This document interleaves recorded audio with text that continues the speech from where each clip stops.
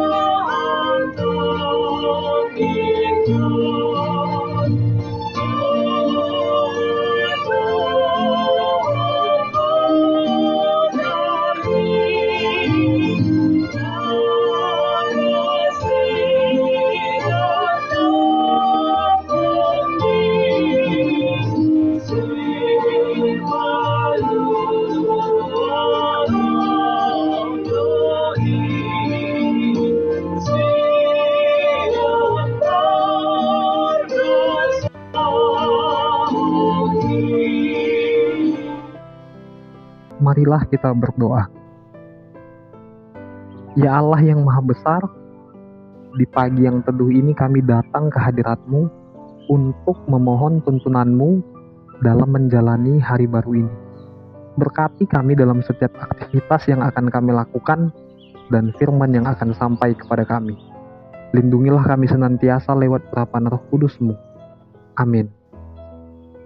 Bapak Ibu, saudara-saudari yang terkasih, nas renungan firman Tuhan hari ini tertulis pada Hosea 8 ayat yang ke-12.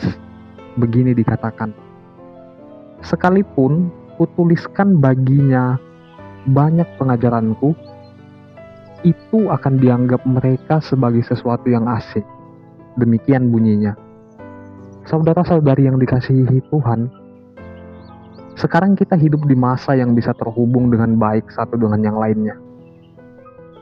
Saat sesuatu sedang terjadi di belahan dunia pun kita dengan cepat dapat mengetahuinya.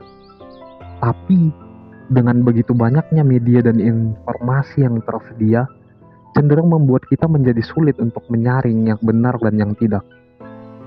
Bagi banyak orang, Alkitab terasa kuno, membosankan, sulit untuk dimengerti, bahkan sulit untuk dipercaya. Tentu saja untuk beberapa orang, Alkitab dikatakan sulit karena mengalami kesulitan dalam pemahaman terhadap sejarah, terhadap moral, dan berbagai pertentangan yang ada di dalamnya. Dalam nas ini, Allah menggambarkan dirinya melalui Nabi Hosea mengalami kepedihan karena penolakan bangsa Israel terhadap firman-Nya. Bangsa Israel cenderung mengabaikan setiap pengajaran dan tuntunan yang daripada Tuhan melalui Hosea. Paulus berkata, semua kitab diilhamkan oleh Tuhan. Ketika kita semakin percaya dan mau dekat dengan Tuhan, maka kita akan semakin memahaminya. Ada banyak orang yang bertanya, jika Tuhan ada, mengapa Ia tidak menampakkan diri? Jawabannya ialah, Ia telah melakukannya. Baik itu melalui penciptaan, dan yang paling penting Ia menyatakan dirinya lewat pribadi, yaitu Yesus Kristus. Hal ini dapat kita temukan di Alkitab. Alkitab berguna sebagai pengajaran untuk mengajarkan hal yang benar dan menyadarkan apa yang salah. Inilah yang menjadi keistimewaan manusia yang memiliki akal pikiran oleh Tuhan. Manusia memiliki free will atau kehendak bebas untuk memilih. Oleh sebab itu muncullah kalimat sesuatu yang asing pada nas ini. Orang percaya dikatakan ialah orang yang memiliki hutang, yaitu memberitakan Injil. Inilah peran orang yang tidak menyia-nyiakan ajaran tersebut. Sama seperti bangsa Israel, kita pun seringkali dihadapkan pada godaan untuk mengabaikan firman Tuhan dalam kehidupan sehari-hari. Kesibukan, kesenangan duniawi, dan pengaruh negatif di setiap kita dapat membuat kita terlena dan lalai dari kebenaran firman Tuhan. Kita mungkin terbiasa mengikuti arus budaya populer tanpa mempertanyakan apakah hal itu sesuai dengan kehendak Tuhan.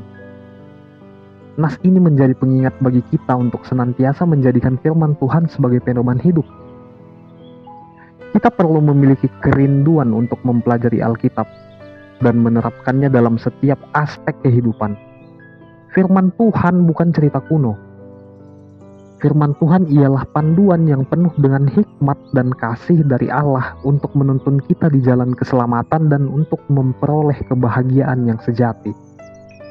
Marilah kita jadikan firman Tuhan sebagai terang yang menerangi jalan hidup kita dan membawa kita kepada kehidupan yang penuh dengan damai sejahtera dan kebahagiaan yang sejati. Biarlah firman Tuhan menjadi kekuatan dan pengharapan kita dalam menjalani setiap harinya. Amin. Marilah kita berdoa. Ya Tuhan yang Maha Besar, berikanlah kami kekuatan dan keberanian untuk melawan godaan dan rintangan yang kami hadapi di dalam hidup kami ini. Bimbinglah kami agar kami selalu berjalan di jalan yang benar dan mencapai tujuan hidup kami yang kekal di surga. Amin. Thank you for watching.